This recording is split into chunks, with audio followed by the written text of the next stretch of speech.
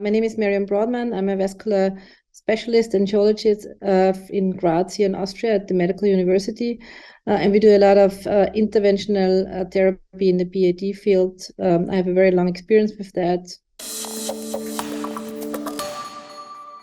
With regard to the Ranger SFA study, I'm referring to the Ranger SFA 2 study. I think the unique features of this study is that we evaluated a low-dose paclitaxel device, and I think that's very, very important with regard to all this paclitaxel safety issue.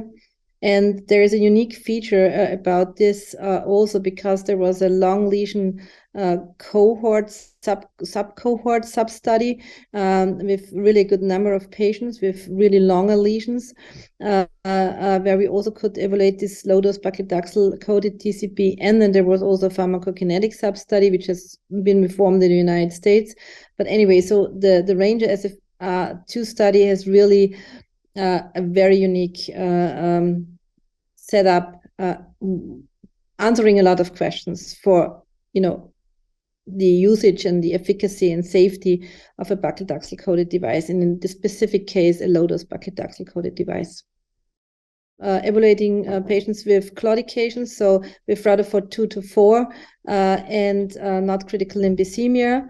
So that was the patient cohort, so claudication, patients with claudication, and rest pain, so Rutherford 4, with a certain lesion length, and then there was the long lesions subcohort.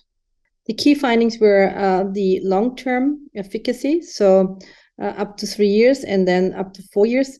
And with regard to this, in comparison to other studies out there, other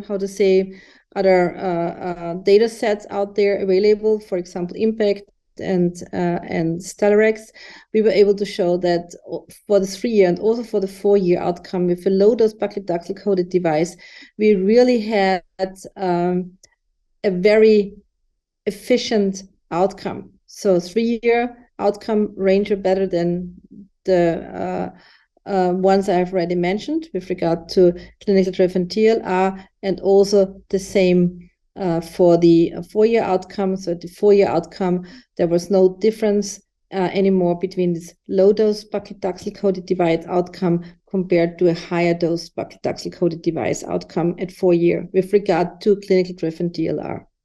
As I mentioned already before, we were able to show that the low-dose paclitaxel coated device with in the Ranger long lesion subcohort was also able to treat patients with longer lesions in a really efficient way with regard to long-term outcome. And I think that's very that makes me very confident to use this in my real world practice, because in real world practice you usually have longer lesions.